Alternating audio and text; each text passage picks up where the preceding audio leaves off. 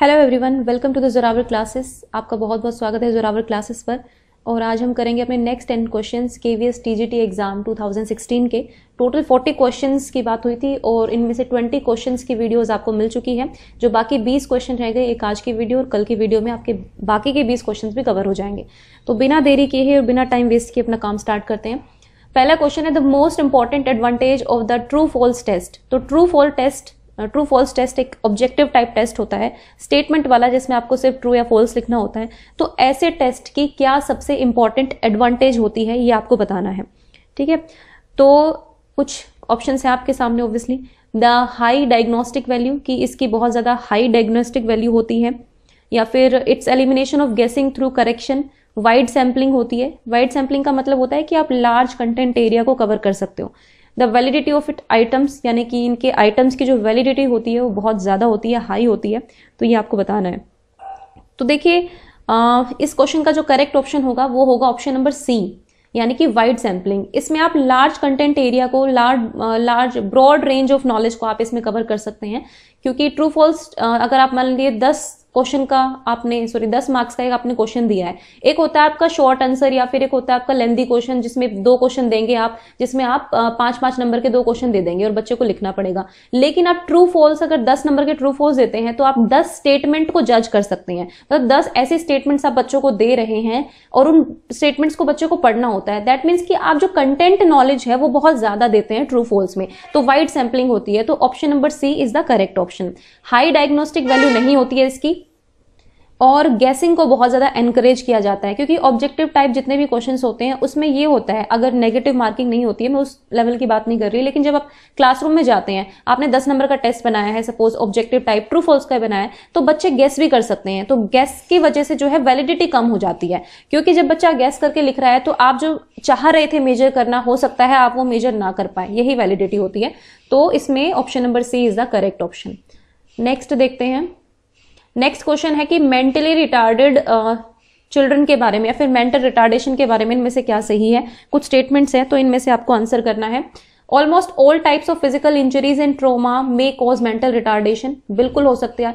अगर ट्रोमा हो गया, सपोज कोई भी आपके साथ अप्रिय घटना घट जाती है जो आप नहीं चाहते हैं, आप जिनसे बहुत ज्यादा प्यार करते हैं वो आपसे बिछड़ जाएं, या फिर बहुत सारी ऐसी चीजें होती हैं। कोई बैंकरप्ट हो जाता है जिसके पास पहले बहुत पैसा था लेकिन अब कुछ भी नहीं बचा, उसके पास कुछ खाने को नहीं, पीने को नहीं। तो कहते हैं ना, जब इच्छाएं बहुत बढ़ जाती है उस बाद में उनको कम करना बहुत मुश्किल हो जाता है। तो ये इस तरह के ट्रोमा इंसान की लाइफ में आ सकते हैं जिससे मेंटल रिटार्डेशन हो सकता है। फिजिकल इंजरीज, यानी कि ब्रेन को कोई चोट लगी है, कोई एक्सीडेंट हो गया, कुछ भी हो गया जिसमें ब्रेन को कुछ हैमरेज हो गया, तो उसकी वजह से भी मेंटल रिटार्डेशन हो सकती है। तो option number A is the correct option. बाकी ऑप्शन जो है आप खुद पढ़ लीजिए, ये ठीक नहीं लगेंगे आपको। पेरेंट्स जो होते हैं मेंटली रिटार्डेड, मतलब जो मेंटली रिटार्डेड पेरेंट्स होते हैं, क्या उनके बच्चे भी हमेशा मेंटली रिटार्डेड होंगे? ऐसा नहीं होता है। ठीक है, it's not about genetic disorder, it's not a genetic disorder. Chronic infection and disease of the mother में cause mental retardation the child, ये भी नहीं होगा। और ये एक्सट्रीमली पुअर बच्चे हैं तो वो मेंटली रिटार्डेड ही होंगे, तो ऐसा तो होता ही नहीं है। तो option number A is the correct option. Next question की तरफ बढ़ते हैं। नेक्स्ट क्वेश्चन है which of the following can not be achieved by using objective type test items. तो इनमें से कौन सा जो है मतलब अचीव नहीं किया जा सकता ऑब्जेक्टिव टाइप टेस्ट आइटम से, ये आपको बताना है। तो ये है high degree of reliability, objectivity in scoring, wide content coverage, problem solving. तो देखिए, वाइड कंटेंट कवरेज तो मैंने आपको बताया था कि ऑब्जेक्टिव टाइप टेस्ट आइटम्स, इसमें आपके मैच द फॉलोइंग हो सकते हैं, 4 ऑप्शन वाले क्वेश्चन हो सकते हैं, ट्रू फॉल्स हो सकते हैं। तो इन सभी में जो है कंटेंट तो बहुत सारा कवर हो जाता है, क्योंकि 1 नंबर के क्वेश्चन में आप पूरे एक चीज समझा देते हैं, है ना। जैसे आप ये क्वेश्चन भी कर रहे हैं तो इसमें भी देखिए आपको काफी चीजें समझ में आ जाएगी। आप इन सब चीजों से भी अवेयर हो जाएंगे कि इसमें क्या क्या लिखा है, इन सब चीजों को भी आप वो करेंगे। हाँ, क्योंकि इस ऑब्जेक्टिव टाइप में थोड़ी सी वैलिडिटी कम होती है, क्योंकि वहां पर आप जो मेजर करना चाह रहे थे वहां पर हो सकता है कि गैसिंग जो होती है उसमें वो इंटरप्ट करती है, क्योंकि आप एक्चुअली पता नहीं लगा सकते कि बच्चे ने जो है ये गैस करके किया है या फिर ये उन्होंने सच में सोचा था। तो हाई डिग्री ऑफ रिलायबिलिटी हो सकती है, ऑब्जेक्टिविटी भी हो सकती है, और वाइड कंटेंट कवरेज हो सकती है, बट प्रॉब्लम सॉल्विंग एबिलिटी नहीं होगी अकॉर्डिंग टू मी। क्योंकि प्रॉब्लम सॉल्विंग में आपको एक प्रॉब्लम प्रेजेंट की जाती है जिसका समस्या का समाधान आपको करना होता है अपने तरीके से, लेकिन ऑब्जेक्टिव टाइप में आपका एक ही आंसर होता है। तो ऑब्वियसली यहाँ पर आपकी जो high cognitive skills, higher order skills होती हैं वो अच्छे तरह से डेवलप नहीं हो सकती है ऑब्जेक्टिव टाइप टेस्ट आइटम्स में। And problem solving ability is the higher order objective skill, sorry higher order skill होती है, तो हम कह सकते हैं कि ये हम अचीव नहीं कर सकते objective type question test item से। So option number D is the correct option. Next है the primary purpose served by audio visual aids. AV aids का मतलब होता है ऑडियो विजुअल, जहां पर आपको आवाज भी सुनाई दे रही है, साथ ही साथ आप पिक्चर या कोई फिल्म भी देख पा रहे होते हैं। तो ये क्या है, किस तरह से हेल्प करते हैं? Quiet down a class whenever it gets restless and noisy, it's very negative. आप बच्चों को चुप कराने के लिए आप ये यूज करते हैं? बिल्कुल भी नहीं भाई। ऑडियो विजुअल एड्स का मतलब ये है कि आप बच्चे की सेंसेस को जो है एक तरह से प्रोवोक कर रहे हैं उनको कि आप चलो, आप पार्टिसिपेट करो, एक्टिव हो जाओ। Clarify certain aspects of learning experience, provide variety from too exclusive a use of verbal approach, यानी कि शाब्दिक उपागम के अति एकांतिक प्रयोग के बजाय विविधता प्रदान करना, ये भी नहीं होगा। Permit meaningful student participation in actual learning experiences, तो this is the right option. क्योंकि जब आपको कोई विजुअल दिखाया जाता है, सपोज आपको जू में आपको वाइल्ड लाइफ के बारे में बताना है, तो आप वाइल्ड लाइफ दिखाने के लिए वहां पर थोड़ी जाएंगे।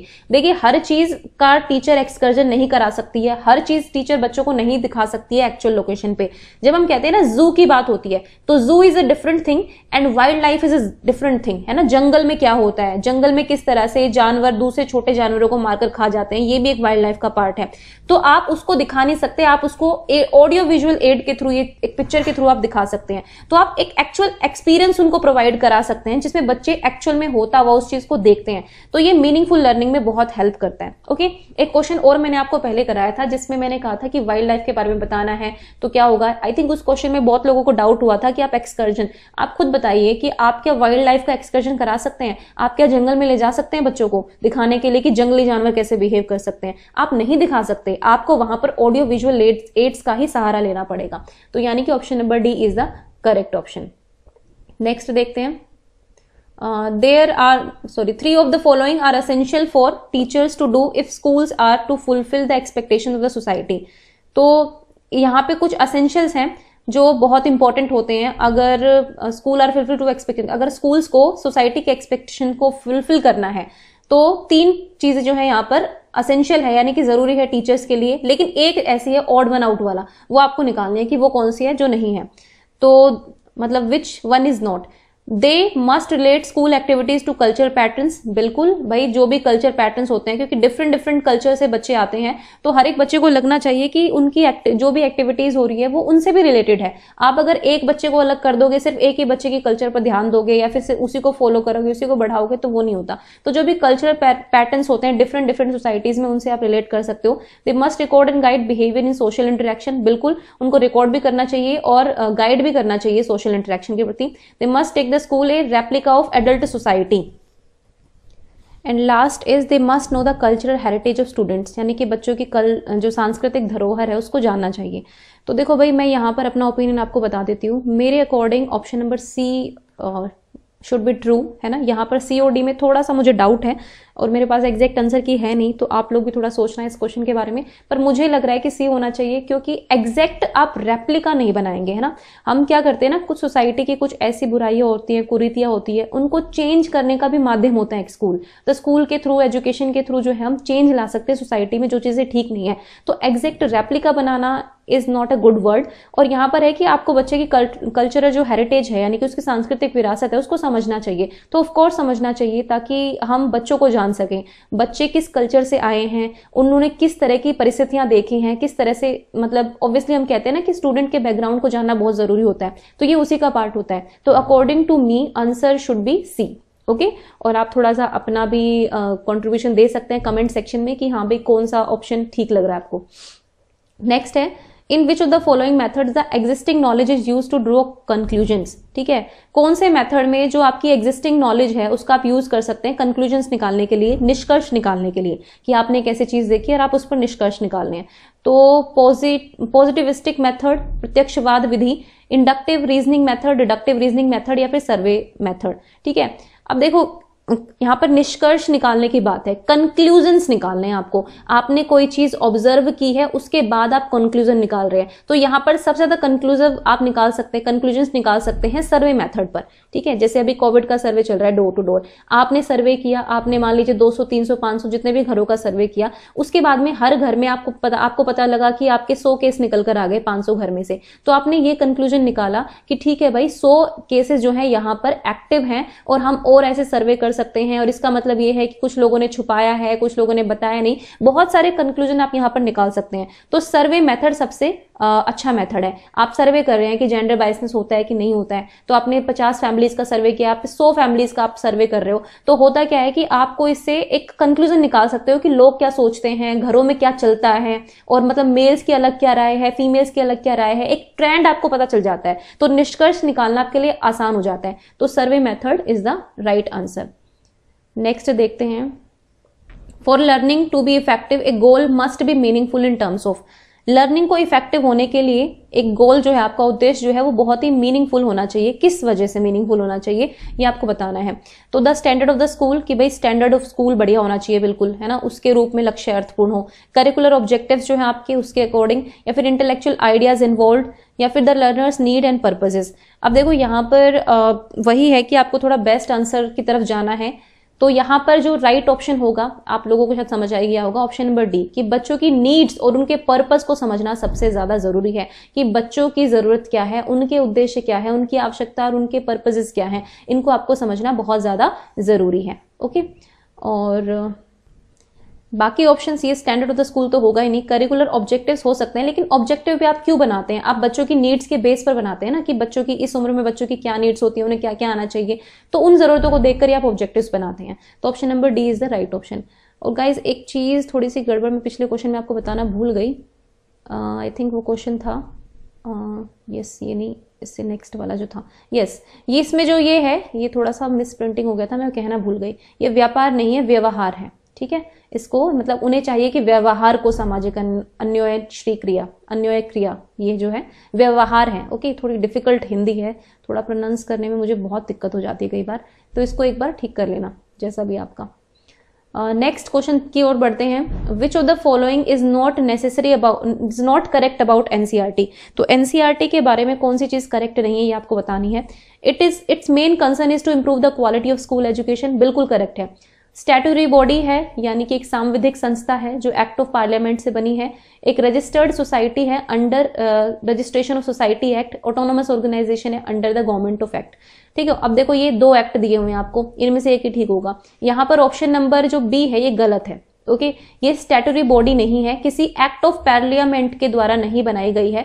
जो सांविधिक संस्थाएं होती है, जैसे मानव अधिकार कमीशन है या विमेन्स कमीशन है, ये सारे एक्ट ऑफ पार्लियामेंट से बनाए गए हैं और उनके प्रति बाउंडेड है। लेकिन ये जो एनसीईआरटी है, ये एक ऑटोनोमस बॉडी है, यानी ठीक है, थोड़ी स्वायत्त संस्था है, इसके अपने खुद के डिसीजंस ले सकती है, और ये सोसाइटीज एक्ट के अंडर बनाई गई थी। ठीक है, तो ये तो एक डायरेक्ट सा क्वेश्चन है, तो it's not a statutory body. तो option number B is the correct option. Next है, the curriculum of the school exist for the purpose of. जो करिकुलम होता है स्कूल का, वो किस पर्पज के लिए होता है? Providing the child with organised meaningful educative experiences, setting standards of academic attainments, providing uniformity in Indian education, providing the child with skills necessary for effective and meaningful living. तो देखिए यहाँ पर जो करेक्ट ऑप्शन होगा वो होगा option number ए। ठीक है, करिकुलम आप सभी को पता है कि मीनिंगफुल एजुकेटिव एक्सपीरियंसेस आप देना चाहते हैं। जितने भी आप किसी इंस्टीट्यूशन में देते हैं बच्चे को, चाहे वो एकेडमिक हो चाहे वो नॉन एकेडमिक हो, जो भी एक्सपीरियंस, चाहे वो हिडन हो चाहे वो कोर करिकुलम हो, सब कुछ इसके अंदर आता है। तो मीनिंगफुल एक्सपीरियंस देते हैं आप बच्चों को, वो सारे आपके करिकुलम होता है। करिकुलम का पर्पज भी ये होता है कि आप एक ऑर्गेनाइज्ड वे में एक मीनिंगफुल एजुकेटिव एक्सपीरियंस दें। ठीक है, तो सबसे correct option is option number A. Next या फिर हमारा लास्ट क्वेश्चन आज का जो है वो है, which of the following statement is statements the validity and reliability of a test is most accurate. मतलब ये है कि विशनश थोड़ा सा गलत है। Which of the following statements about, ये अबाउट आएगा। ठीक है, about the validity and reliability of a test is most accurate, यानी कि वैलिडिटी और रिलायबिलिटी के बारे में इनमें से कौन सा जो है सबसे सही है ये बताना है। ये क्वेश्चन मैंने आपको पहले भी कराया हुआ है, अगर आपने सीडीपी की सीरीज देखी होगी तो इस तरह का क्वेश्चन मैंने आपको कराया था। देखिए कोई भी टेस्ट होता है, रिलायबिलिटी होती है कि आप सेम टेस्ट को अगर दोबारा अप्लाई करते हैं किसी सैंपल पर या फिर स्टूडेंट्स पर, तो सेम रिजल्ट लेकर आए। सपोज आपने आज 20 नंबर का एक टेस्ट लिया और आपके मोस्टली स्टूडेंट्स जो है 15 से 20 के बीच में नंबर लेकर आ रहे हैं, उसी टेस्ट को आपने 20 दिन बाद फिर से अप्लाई किया, तो यहाँ पर बच्चे क्या कर रहे हैं, यहाँ से 7 से 10 नंबर आ रहे हैं बच्चों के, मोस्टली बच्चों के, तो यानी कि आपका टेस्ट जो है वो रिलायबल नहीं है। तो ये होती है रिलायबिलिटी। और उसके बाद जब रिलायबिलिटी आपकी हो जाती है कि ठीक है अब टेस्ट रिलायबल है, अब आप उसको वैलिड मान सकते हैं बाद में, लेकिन सबसे पहले आपको रिलायबिलिटी टेस्ट करनी होती है। तो अगर रिलायबल ही नहीं है टेस्ट, तो वैलिडिटी का क्वेश्चन ही नहीं आता है। सबसे पहले टेस्ट को जो है रिलायबल होना बहुत जरूरी है। A test can not be valid unless it is reliable. तो एक टेस्ट जो है वैलिड हो ही नहीं सकता अगर वो रिलायबल नहीं है। तो option number B is the correct option. So guys ये थे कुछ क्वेश्चंस, 10 क्वेश्चंस आपके लिए। आई होप कि आपको पसंद आए होंगे। वैसे पसंद आए चाहे ना आए, क्योंकि एग्जाम में ये क्वेश्चंस आए हैं, इससे कोई फर्क नहीं पड़ता है। फर्क इससे पड़ता है कि आप लोग नोट्स बना रहे हैं प्रॉपर, इनमें से क्वेश्चंस में से टॉपिक्स निकाल लो। मतलब ये क्वेश्चन कराने का सबसे बेस्ट मेरा यही था कि आप इन टॉपिक से अगर आप इन क्वेश्चन से अगर आप टॉपिक्स निकालोगे कि कौन कौन से टॉपिक्स हैं जो हाईलाइटेड हैं इस पूरे पेपर में, और कौन से बार बार क्वेश्चन पूछे गए हैं, तो उन टॉपिक्स पर आप जरूर रिसर्च करें, अपने नोट्स जरूर बनाएं। And thank you for watching the Zorawar classes.